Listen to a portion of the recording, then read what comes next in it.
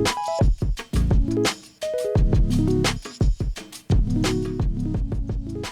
everybody, it's good to be here.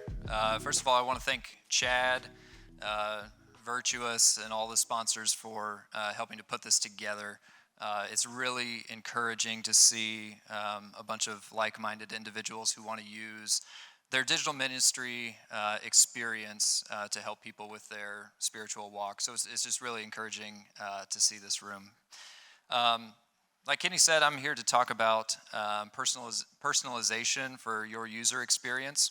We're going to talk about what that is, why it's important, and some principles that have worked for us. So words matter, and so I want to go ahead and define what I mean when I say personalization. I found this definition helpful. The process of tailoring a message or an experience to each individual which speaks directly to their needs, interests, and concerns.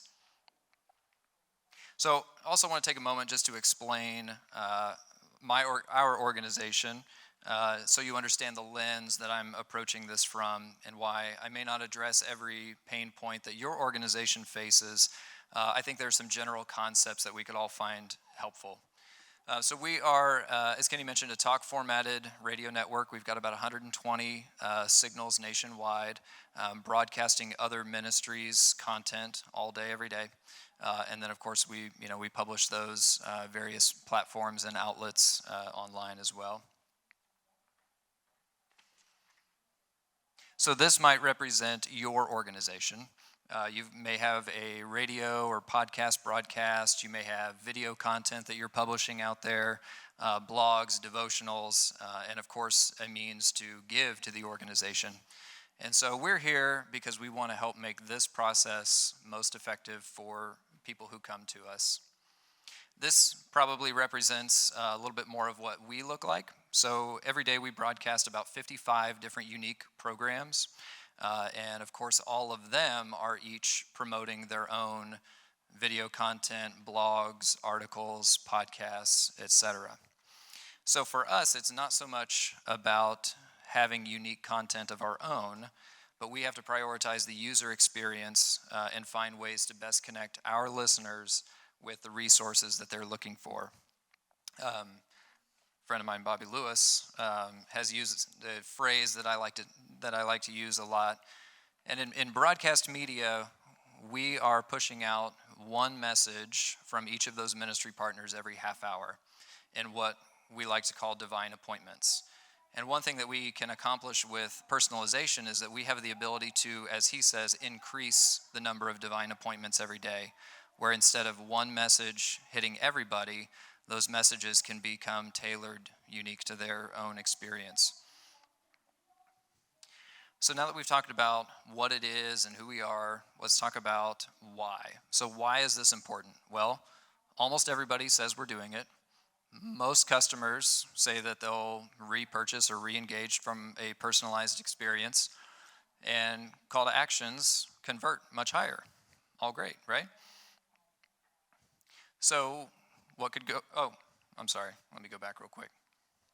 So we have come to just expect a personalized experience, right? We see this everywhere. It used to be more search. Everything was search-oriented, but now it's personalization. If you go to Netflix, when was the last time that you actually used the search feature in Netflix? You expect Netflix to present to you what you want to watch. Even down to Stitch Fix, right? We don't even expect to pick out our own clothes anymore. We expect somebody else to just know what we want. Does that sound like the basis for any marital strife to anybody? Anybody? So what could go wrong? If everybody is doing this and everybody wants it, what's the worst that could happen? Well, most of us use out-of-date information. Most of us get details about the users incorrect. 36% of companies keep no record of previous purchases. And of course, the ever-changing data privacy laws and user sentiment. Users regularly don't want to be tracked when given the option, but they still want a personalized experience. So let's talk about data, because really it all starts with data. And it's really easy to get lost or distracted. There's tons out there. And that's where personalization starts. And so, but you can't say that you're not doing personalization for a lack of data. But you have to know of that data what is important and relevant to you. So I think there's really two different types of data. This I'll call readily available data. Google Analytics can tell you nearly anything you could ever possibly want to know about your web page, app, wherever it's plugged in, can easily get lost in that, and they even have some new, more AI-powered insights and projections built into that. Your email campaign is going to have behavioral analytics that you can look at as far as engagement, clicks, all that sort of thing. Your CRM, if you use that, is going to have another set of analytics that you can look at, all telling you what is being collected sort of after the fact. The other type of data I want to talk about is what I'll call actively collected data. So Google Analytics and MailChimp, Google Analytics and MailChimp can only tell you what has already happened. But the other thing I want to talk about is actively collected data. And so I think it's also really important to not just look at what has already happened, but to ask your users what is important to them. To just ask for it. So this is one thing that we have done. We've put quizzes on our broadcast pages specific to that program. We would ask them, how often they listen to that broadcast, if they visit that broadcaster's site in addition to ours. Do they financially support that broadcast? Because it's amazing how, at least my bend is to go directly to analytics and try and read the tea leaves. But I want to encourage you not to forget to simply ask for information from people, because we learn a lot from just this. Even learning that people who do donate to the broadcast ministries that we air, they don't necessarily visit that ministry's webpage. They interact with the broadcast through our platform. So it showed us we have the opportunity to get ministry partners' campaigns in front of our listeners that they wouldn't otherwise receive.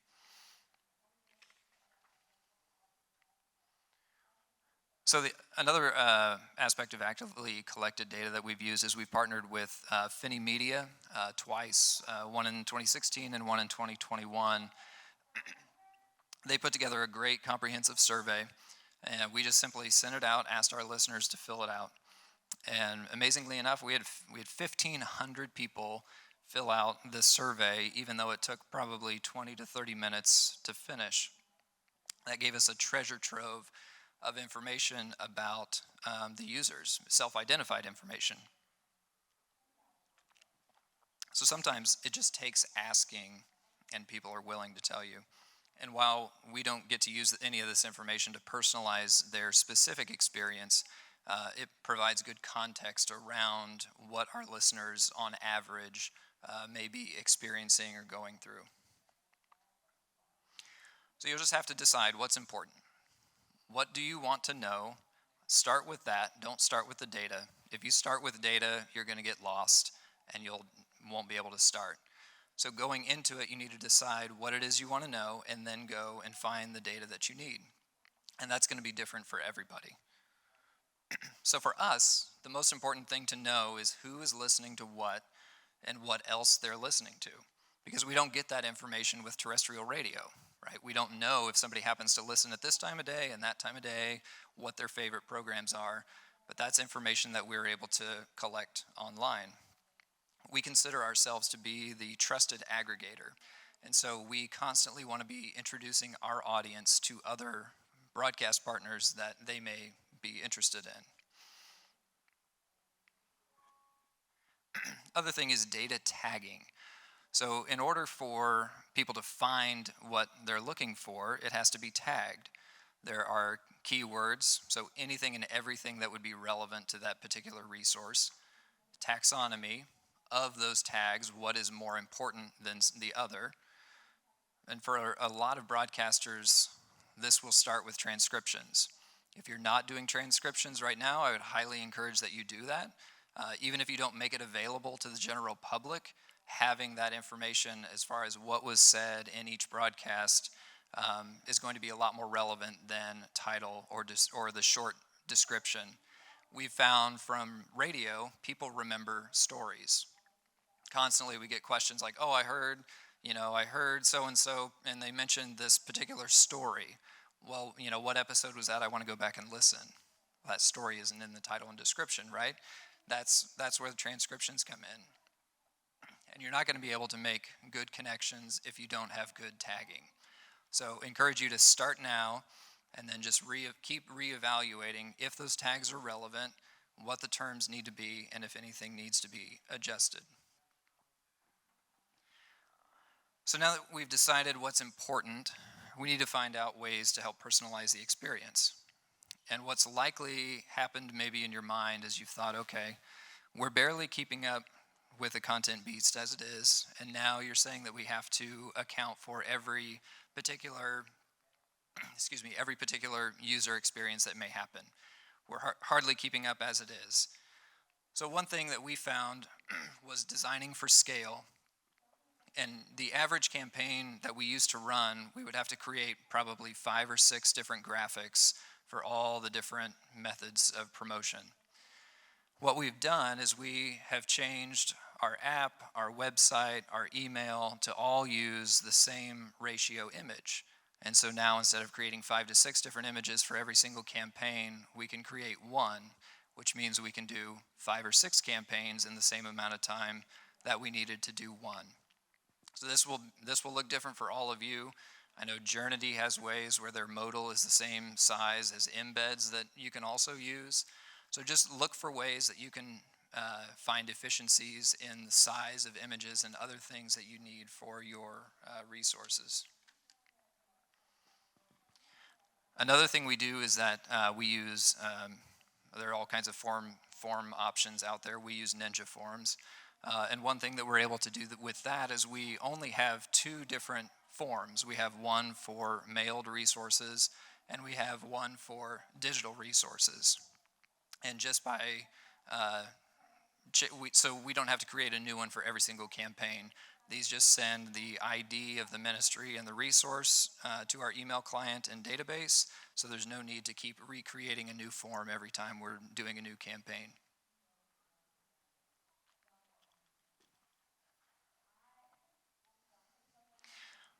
So then, I don't even know if this is a word, but it goes along with the alliteration of the letter D, decisioning. So you need to decide the classic who, what, where, why, and how. Who are you personalizing for? What are you going to personalize? What will the data triggers be? What data is important? Where will personalization take place? Why are you personalizing, perhaps most importantly? And how will the right people be recognized? What information will trigger what it is that you want to personalize for them? Of course, budget always plays an important role in that.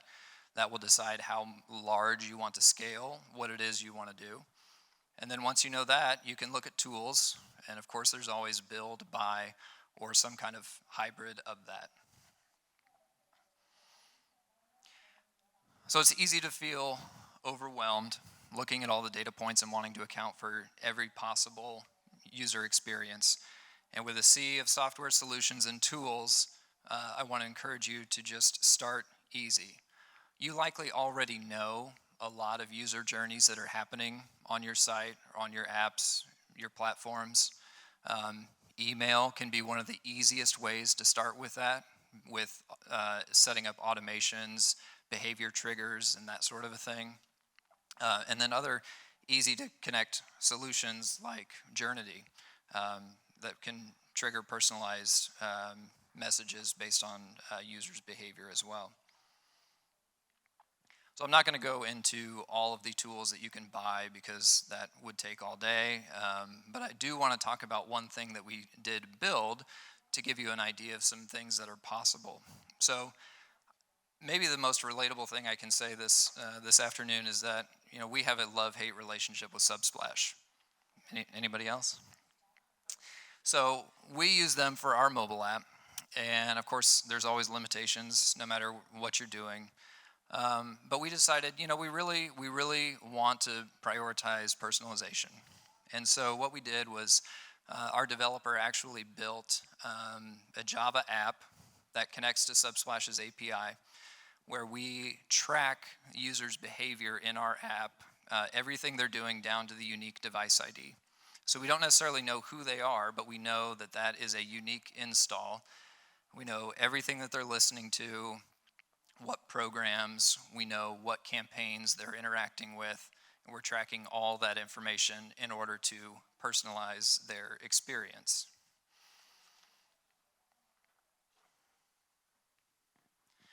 So what that does is allows us to target, in this case, we can do a lot of parameter targeting. So based on what programs we know they're listening to, we can send them unique messages that show up as a banner there in the mobile app. So based on what program they're listening to, they may see this banner. If you're listening to a different program, you open the app, you're going to see a different banner. Very simple parameter targeting, just like what you would do in an email client or something.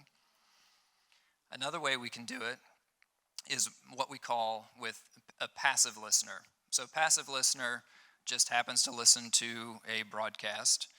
That can trigger a campaign that we would run that would maybe show their featured monthly resource for that ministry. In our app, we've also built the ability to favorite a program so that we can help aggregate the number of 55 or more ministries that appear in our app in a way that's more concise for the listener. They can pick and choose which ones that they want to see most prominently. Well, we know that those are probably more engaged listeners of that particular broadcast. So we know that they're probably more familiar with the program, and so we may not necessarily show them the featured resource for that month. We would show them an appeal to become a monthly supporter of the program or something financial. The other thing we can do for parameter targeting is we can layer these campaigns. So this was an example that we did with Focus on the Family for their Sea Life campaign, where we targeted originally there on the left anybody that had listened to Focus on the Family's broadcast in the app. They would see this particular banner promoting their Sea Life event. Then if they went to that campaign, that would take them to a video series about the event. Then the next time they came into the app, if we knew that they had visited that banner, they would then see the second layer, which was encouraging them to donate to the organization. If they had gone to that, the next time they would come into the app, they would see the third layer, which was encouraging them to actually register for the event. So even still using basic parameter targeting, we're able to constantly lead people as quickly and as far as they want to go. The other kind of targeting we can do is what I would call predictive targeting. So this shows our mobile app and website. You see the billboard on the website there, like I mentioned, was the same size as the app banner. The Listen Now that you see underneath there is based on cookie tracking that we use in our website. So that will show the most recent program of whatever broadcast ministry they had last visited. And then because I said that we were so interested in looking at not only what people are what programs people are listening to, but also what other programs they're listening to, we look at those connections and then we can provide for them suggested content based on that. So based on somebody who listens to In Touch Ministries, we know that aggregated from all of our user information, they would be interested in those particular programs as well. So that is on the homepage of our website that we show that, and then there in the app as well on their ministry page, we would have a tab saying you might also like for that suggested content. So I hope there's something from this that you guys would be able to take away. Maybe some of you, there's something that you would be able to apply this to your organization. Maybe for some of you, this has been like being at Kitty College. In which case, wake up, because Chip and Allie have got some great stuff coming up for you next. But the last thing I want to mention is something that I think will apply to everybody. And Kenny kind of alluded to it just a moment ago. And it only fits on one slide, and it still fits in with my alliteration, and that is discipleship.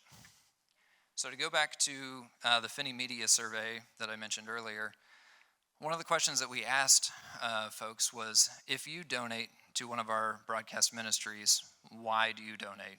Right? That's what we always want to know. And the overwhelming majority of those people, over 83%, said it wasn't because of a resource campaign, it wasn't because of a matching campaign. They indicated that the reason they gave was that they simply believed in the mission and vision of the organization and felt God had called them to give.